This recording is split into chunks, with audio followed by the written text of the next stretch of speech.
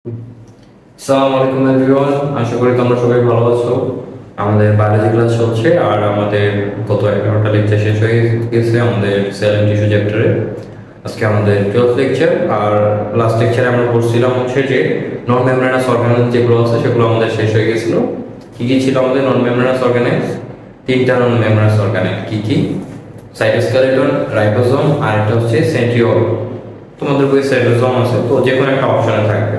এখান থেকে তোমাদের এমসিকিউ কোশ্চেন পাবো তোমরা যে which one of the following is not membranous organelle, অথবা বলতে পারে যে which one the following is not non membranous। তখন তিনটা দেওয়া থাকবে আর একটা membranous দেওয়া থাকবে, তখন তোমাদেরকে ডিফারেন্সিয়েট করতে হবে। তো আজকে আমাদের টপিক হচ্ছে নিউক্লিয়াস। তো নিউক্লিয়াস তোমাদের জন্য কোশ্চেন হচ্ছে যে আমাদের নিউক্লিয়াস একটা সাইটোপ্লাজমের পার্ট। অবশ্যই তোমরা কমেন্ট করে জানাবে যে নিউক্লিয়াস কি সাইটোপ্লাজমের পার্ট নাকি। তাহলে আমরা শুরুতেই পড়ছিলাম যে প্রোটোপ্লাজম নামে একটা লিকুইড থাকে যেটা আমাদের সেলের সব কিছুকে সে কন্টেইন করে রাখে। এই প্রোটোপ্লাজম যেটা আছে, প্রোটোপ্লাজম মধ্যে দুইটা জিনিস নিয়ে ফর্মেশন হয়, একটা হচ্ছে সাইটোপ্লাজম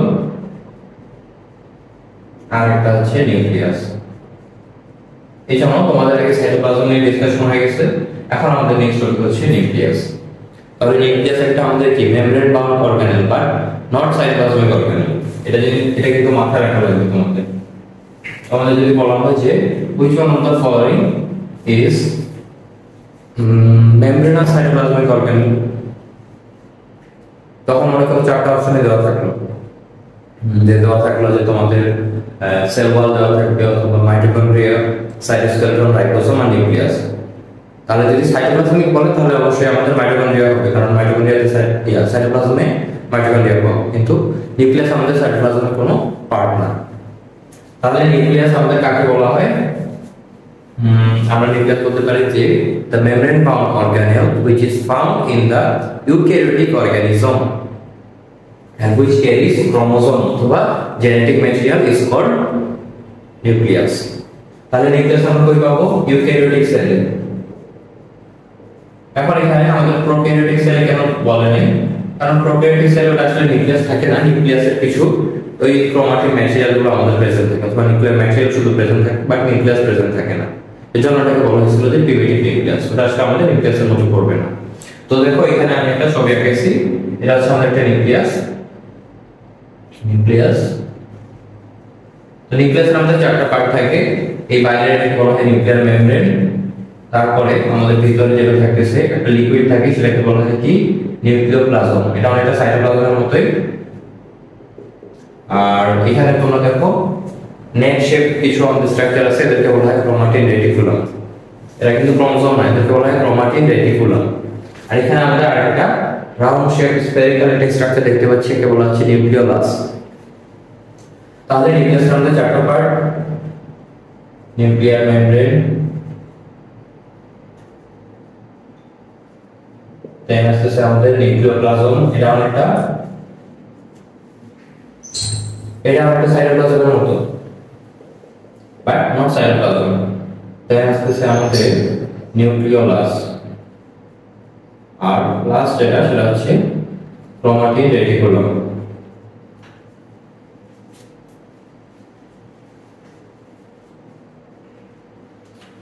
তাহলে আমাদের নিউক্লিয়াসের কয়টা পার্ট? চারটা পার্ট। কি কি? নিউক্লিয়ার মেমব্রেন, নিউক্লিওপ্লাজম, নিউক্লিওলাস আর হচ্ছে ক্রোমাটিন রেটিকুলাম। কোনটা কি? এটাকে বললাম আমরা নিউক্লিয়ার মেমব্রেন, এটা হচ্ছে আমাদের ক্রোমাটিন রেটিকুলাম, এই যে লিকুইডটা থাকবে এটা হচ্ছে আমাদের নিউক্লিওপ্লাজম, আর এটাকে বলা হচ্ছে নিউক্লিওলাস।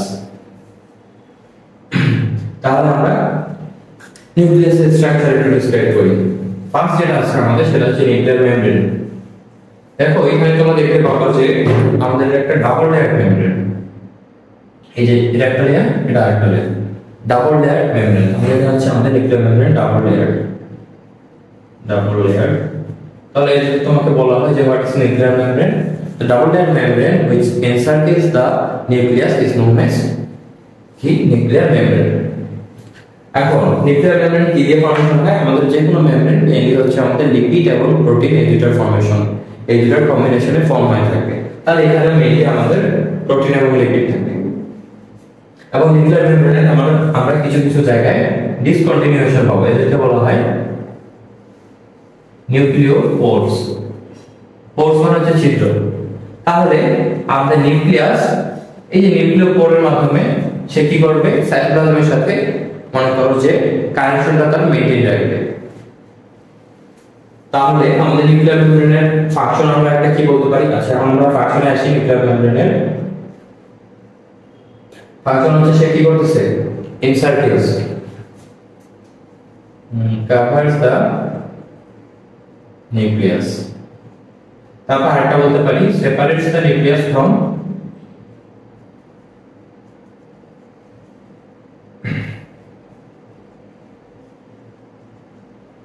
cytoplasm।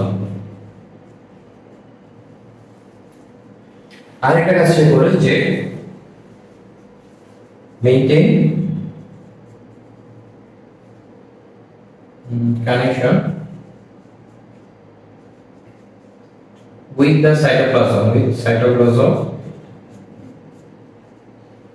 এই যে কি আমাদের এটা হচ্ছে সাইটোপ্লাজম, একটা সেলের মধ্যে নিউক্লিয়াসের বাইরে যা আছে সবকিছু সাইটোপ্লাজম।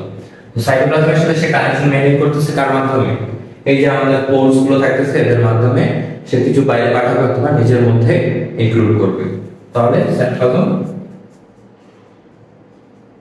থ্রু নিউক্লিয়ার পোর্স। তাহলে এই হলো আমাদের নিউক্লিয়ার মেমব্রেন।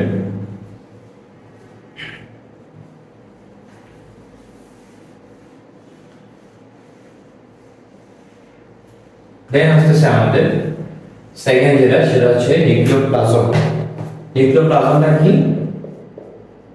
নিউক্লিওপ্লাজম এটা একটা সাইটোপ্লাজমের মধ্যে kind of the viscous fluid like substance which is enclosed by the nuclear membrane is known as nucleoplasm। তাহলে নিউক্লিওপ্লাজম বলতে বলা হবে ভিতরে যে লিকুইডটা আছে সেটাকে আমরা বলবো নিউক্লিওপ্লাজম। নিউক্লিওপ্লাজম কি কন্টেইন করবে? এটা ফাংশনের মধ্যে আমরা বলতে পারি contains nucleic acid।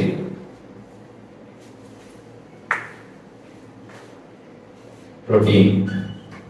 এখন তোমাদের জন্য কোশ্চেন হচ্ছে যে আমাদের নিউক্লিক অ্যাসিড কয় ধরনের আছে? আমাদের নিউক্লিক অ্যাসিড কয় ধরনের আছে? তোমরা সবাই কমেন্ট করে জানাবো আশা করি।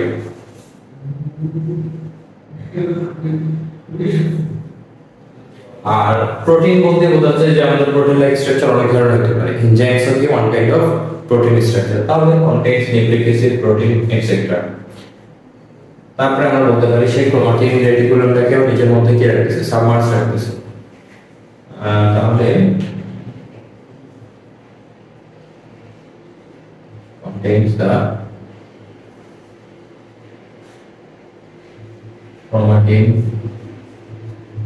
reticulum and nucleolus within itself। নিজের মধ্যে সে সাবমার্জ রাখছে, এটার মধ্যে মিক্স হয়ে আছে কি আমাদের নিউক্লিওপ্লাজমের মধ্যে আমাদের chromatin reticulum এবং nucleolus মিক্স হয়ে আছে। তাহলে এটা হলো আমাদের নিউক্লিওপ্লাজম।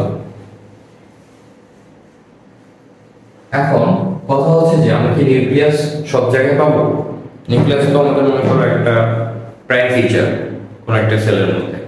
তো মেইনলি আমাদের দুই ধরনের সেল ছিল, প্রোক্যারিওটিক এবং ইউক্যারিওটিক। তার মধ্যে ইউক্যারিওটিক সেলের মধ্যে কিছু কিছু সেল আছে যেখানে আমরা নিউক্লিয়াস পাবো না। কি কি আমাদের সেগুলো?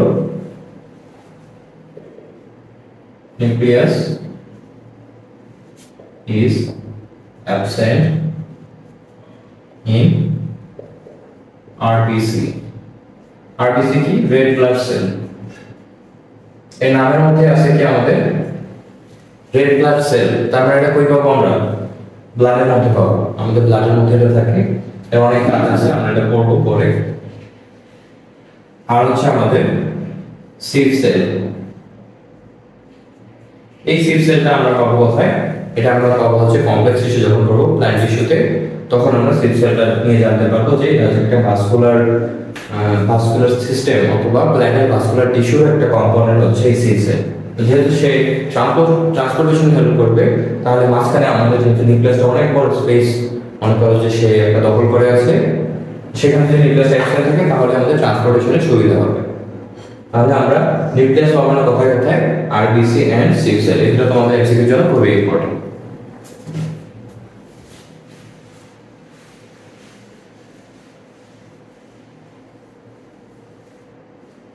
তাহলে আমাদের আজকে আমরা পড়া হচ্ছে নিউক্লিয়াস। নিউক্লিয়াস কই থাকবে? ইউক্যারিওটিক সেলে। কোথায় পাবো না? রেড ব্লাড সেল, এবং আমরা কই পাবো না? সিভ সেলে। নিউক্লিয়াসের চারটা স্ট্রাকচার আছে, কম্পোনেন্ট বলতে পারো কি কি? নিউক্লিয়ার মেমব্রেন, তারপরে হচ্ছে আমাদের নিউক্লিওলাস, নিউক্লিওপ্লাজম, আর হচ্ছে ক্রোমাটিন, রেটিকুলাম। তার মধ্যে আমরা আজকে দুটো শেষ করছি, একটা হচ্ছে নিউক্লিয়ার মেমব্রেন আর একটা হচ্ছে নিউক্লিওপ্লাজম। আর বাকি যেগুলো আছে সেগুলো আমাদের একটু ফাস্ট জিনিসপত্র, সেটা আমরা নেক্সট লেকচারে যাবো। আশা করি তোমাদের কোনো কোয়েশ্চেন থাকবে না। যদি কোয়েশ্চেন থাকে তোমরা অবশ্যই আমাদেরকে কমেন্ট বক্সে জানাবে।